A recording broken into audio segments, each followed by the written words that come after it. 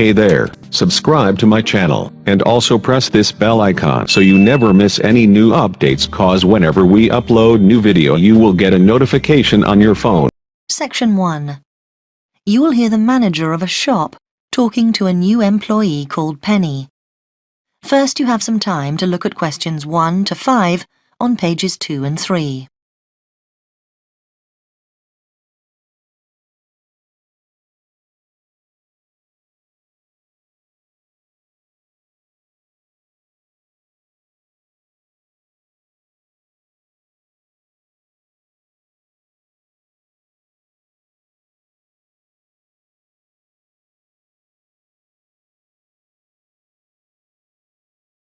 You will see that there is an example that has been done for you.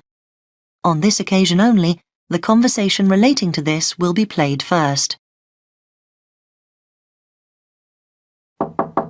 Come in. Good morning, it's, Penny, man. Oh, yes. Penny, do sit down. Now, I know a lot of things emerged during your interview last week, but, I thought it was worth going over the essential stuff again. Yes, absolutely. That'll be very helpful. The interview took place last week, so the letter B has been circled. Now we shall begin. You should answer the questions as you listen, because you will not hear the recording a second time. Listen carefully and answer questions 1 to 5. Come in. Good morning, it's, Penny, man. Oh, yes. Penny, do sit down. Now, I know a lot of things emerged during your interview last week, but, I thought it was worth going over the essential stuff again. Yes, absolutely. That'll be very helpful. The first thing is that, given your interest in fashions, we've decided to put you in the dress department. Oh, that's great. Is that next to the children's section? Yes. Now, we've given the section a new name, actually. From next week, it's going to be called the Young Set. Youngster. No, 2 words. The Young Set. Right. Oh, sorry. Now, you'll be required to work a 5.5-day week. We're closed on Wednesday afternoon, and Sunday, of course. Do we get overtime for Saturday? Well, actually, we used to give an extra $2 an hour, but then we decided to make it a flat rate of $6.50 an hour. Okay, fine. And the actual hours? 9 to 5, with an hour for lunch and 15-minute coffee breaks. And what about holidays? Well, it's 3 weeks in the first year, and that rises to 4 weeks in your 3rd year with us. Now, we do give you on-the-job training, which we conduct during normal hours, so you'll be paid for that. Which day? It's on the first Tuesday of every month. Before you hear the rest of the conversation, you have some time to look at questions 6 to 10 on page 3.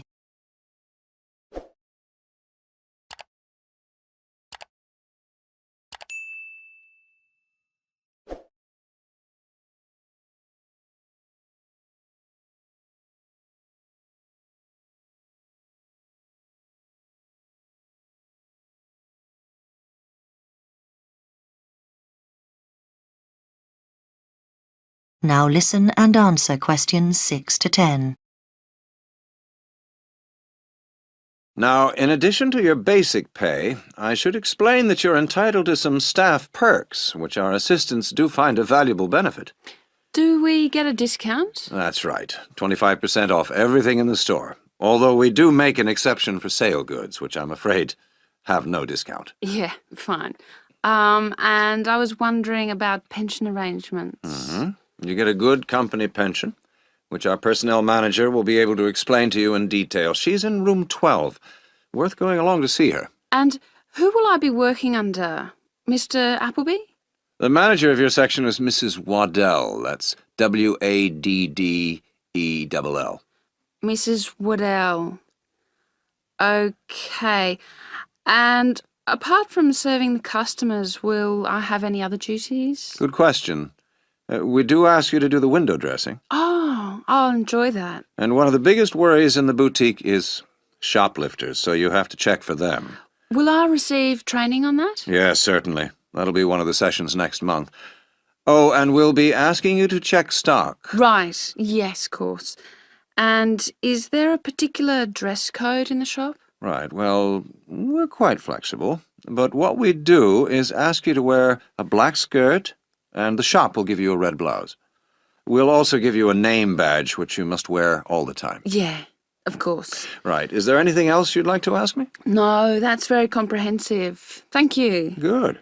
So we'll see you on Monday. Yes. Thank you. Goodbye. Goodbye. That is the end of section 1. You now have half a minute to check your answers.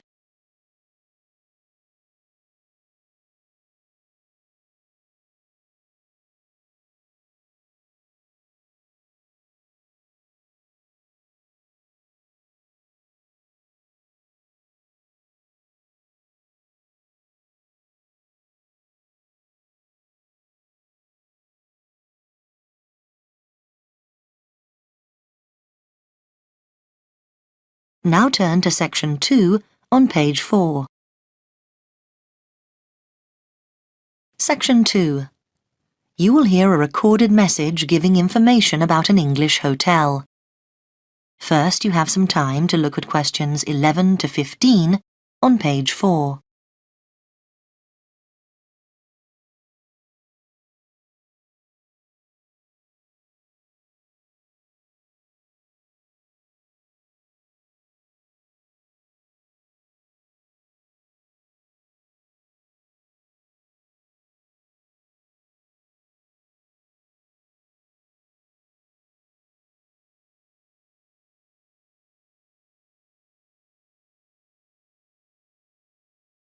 Now listen carefully and answer questions 11 to 15. Welcome to the Bridge Hotel information line. The Bridge Hotel is part of the Compact Group, which is a large association of family-owned hotels offering a warm, friendly atmosphere and high-quality service at competitive prices. All of them cater for a wide range of people, from business to leisure clients. Set in a quiet residential area on the attractive outskirts of Belford, about 3 miles from the city centre, the Bridge Hotel is a popular choice for conferences. After recent refurbishment and expansion, it now has 25 double rooms and 20 singles. All 45 are en suite with TV and coffee and tea making facilities. The Bridge Hotel is set in 3.5 hectares of grounds, with an open-air swimming pool and 4 tennis courts. There is also a newly opened gym with fitness suite, which is considered one of the best equipped in the area. Non-resident membership is available. We have a fully licensed restaurant for residents and non-residents, which provides a wide range of dishes with a particular focus on dishes from around the world. For the discerning business customer, we have designated business rooms with phone links allowing full internet access. Our conference facilities cater for up to 200 delegates, and we are able to offer transport to guests to and from Birmingham Airport at a small extra cost. Before you hear the rest of the message, you have some time to look at questions 16 to 20 on page 5.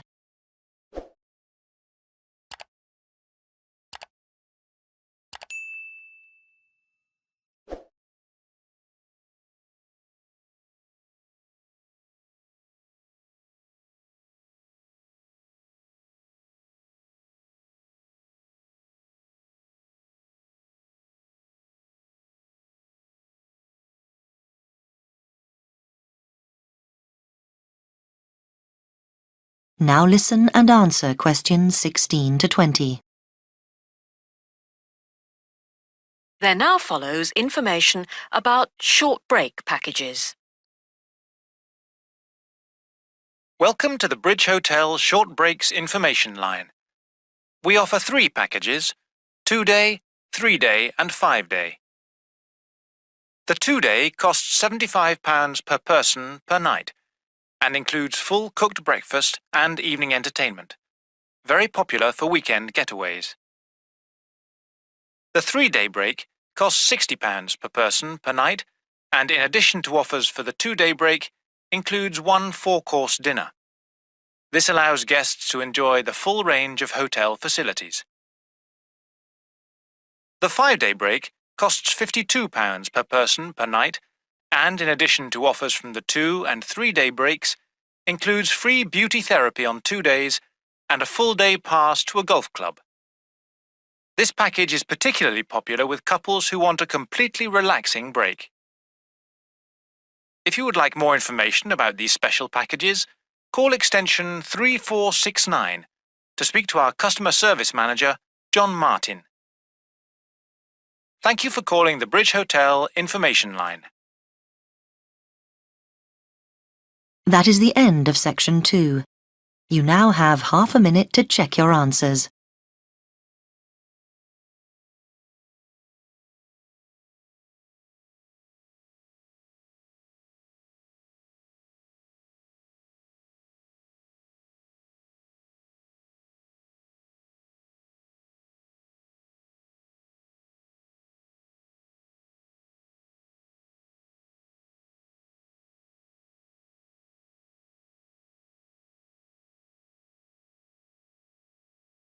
Now turn to section 3 on page 6. Section 3. You will hear 2 students called Katie and Harry discussing a project they are both working on.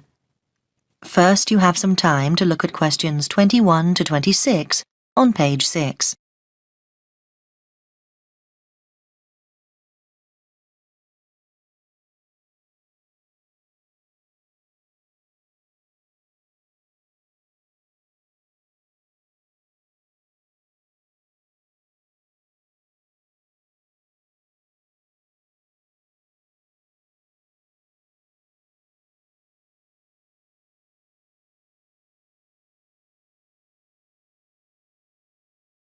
Now listen carefully and answer questions 21 to 26. Hi, Harry. Katie, hi. Look, let's sit down and work out what we've got to do for this next project we've got for the geography course. I'm glad we're doing it together. We should be able to split it between us so it's not too much work. Yes, Harry. I had quite a long chat about it with Dr. Smith yesterday, so I've got quite a good idea of how we should be organising it. Now, he said we've got to move on from the general project we did on soil erosion and look specifically at coastal change. I think that'll be interesting, don't you? Yeah. I was thinking about it last night because we'll have to make sure we pick our days to visit the beaches. It seems there's a reasonable train service to White Sands Bay, but the weather could stop us from getting all the samples we need. It could take us longer than we think. Yeah, but we could save ourselves some time if we try to get hold of any information that's already been collected. I know several postgraduates who have done stuff in White Sands Bay this year, though on other topics. We could check out what the marine biology unit have got. They're bound to have something we could use. OK. Let's do that this week and arrange to go to the beach next week. I think we'll need about 3 days. If we book ahead, we can probably stay in the university lodge when we're down there. The other thing is, we must go to the Environment Agency and get permission to take the samples, just in case anyone challenges us when we're down there. I think we'll have to fill out a form or something. Right, Harry. Now, let's work out who's going to do what first, because we have to get it done by the end of this month. I think we ought to divide up the data collection between us. What? So only one of us goes to the beach, do you mean? No, I think we both ought to get a picture of what's involved, but there's no need for us both to do everything. I mean, when we're at the beach, you could go to both ends and make sure we have the set of shots we need to illustrate where erosion has taken place. OK, fine. And I'll move up the beach and pick up the different stones and put sand in bags. Does that seem fair to you? Yeah, OK.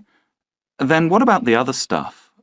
Do you want me to go and do the questionnaires while you're on the beach? We'll get more people that way. Or is it better if we do them together? I think that would be better. We could set aside a whole day for it. What about the lab work? looking at what we've collected and testing it? I don't mind doing it, but I'm pretty slow. OK, you can leave that to me. Fine. Before you hear the rest of the conversation, you have some time to look at questions 27 to 30 on page 7.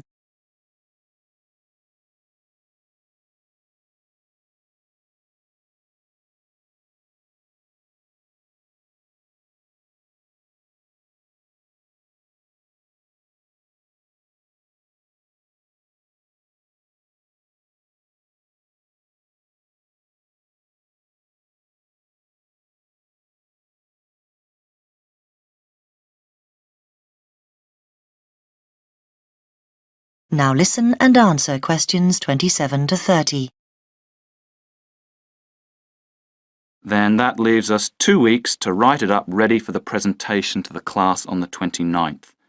Shall we do the presentation together? Like you do the first bit and me the second? Actually, no, I think that can be a bit muddling for the class. I'd like to do the presentation, if you don't mind. Fine by me. It's just that it won't affect the marks that you get. I mean, it's not like I get more for actually doing it. The tutor will judge it as a whole. But I think I remember them saying at the beginning of the year that we were expected to do 3 before the end of the year in order to get a satisfactory mark. And I'm 1 behind, whereas you've already done yours, haven't you? I can see why they put them into the course, because most interviews for jobs demand you do a presentation nowadays. Yeah. Does that mean I have to write it up? I think it'll be impossible to do that together. Yes, you're very good at that. Oh, yes. Typical that I get landed with it as usual. Actually, I don't mind. I know we haven't got very long, but that's okay. Often I write better when I'm pushed for time. It focuses the mind. But I'll have to have a think about how we present the data, because that won't be straightforward like the rest. So I'd like a bit of help with that. Yeah, sure. Anyway, I was thinking, after we've done the presentation, I think it'd be a good idea if we asked our classmates to tell us what they think of our conclusions. Well, I don't know. They won't have done the research, so whatever they say would be uninformed. I don't agree. I mean, they've all worked on something similar, so they know what's involved, and it would be useful to see how they think ours stands up.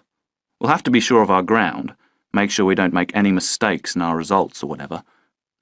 I don't mean I think they're going to tell us anything new, just give us their thoughts on the process. OK. Then I'll deal with the questions at the end. Dr. Smith said we would have to prepare thoroughly for this, and I'll probably get lots of background stuff in the process of writing up, so I'll be prepared for any surprises. If he's impressed by your presentation, then we should do well. Right. That is the end of section 3. You now have half a minute to check your answers.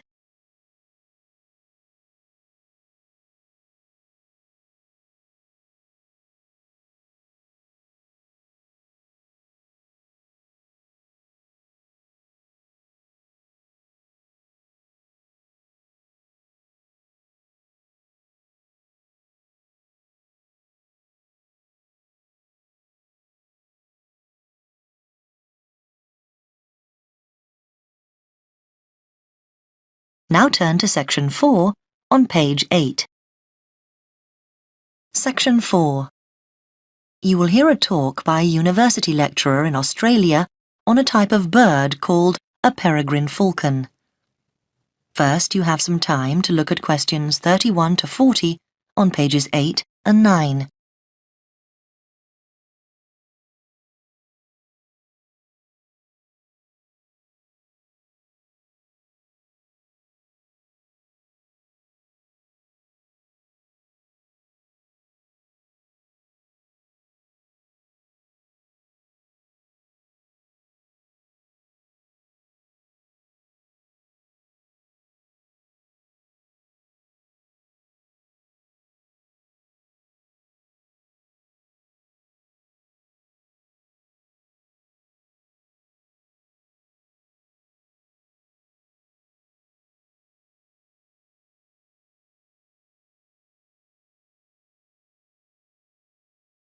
Now listen carefully and answer questions 31 to 40.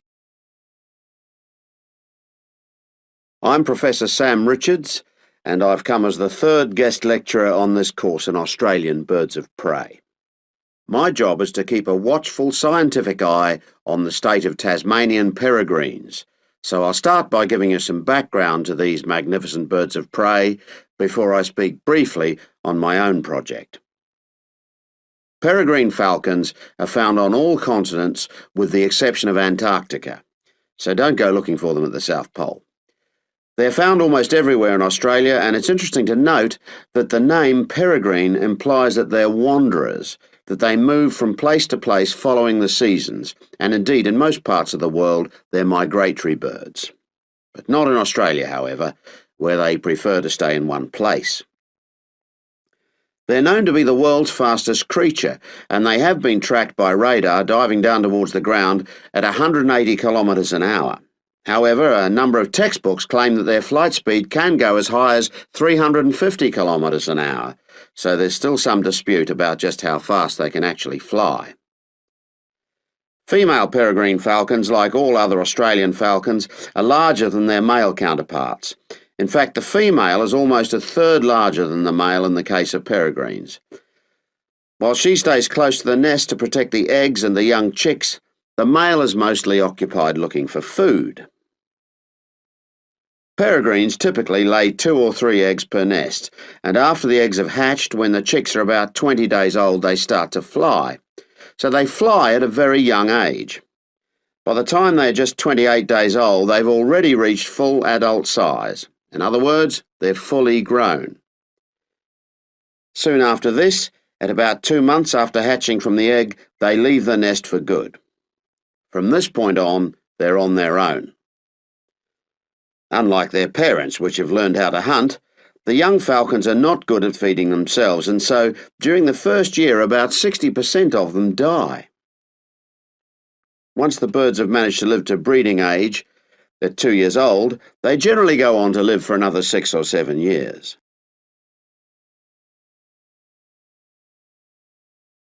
When we come across nests with young chicks, the first thing we do is catch the chicks before they're able to fly. We have to catch them at an early age. We then attach identification rings to their legs. These rings are made of colour-coded aluminium, and they allow us to identify the birds through binoculars later in their lives.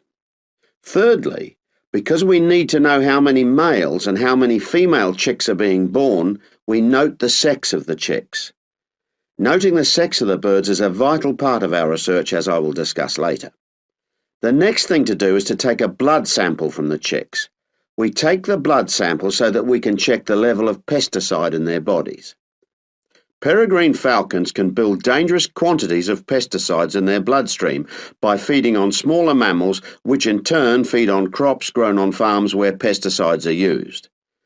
Finally, we check the birds thoroughly, really checking the birds for their general health. This whole process only takes a few minutes. In fact, most of our time in the field is actually spent trying to find the nests, not on the data collection itself. Well, that's all I have for you today. If you'd like to do some further reading... That is the end of section 4. You now have half a minute to check your answers.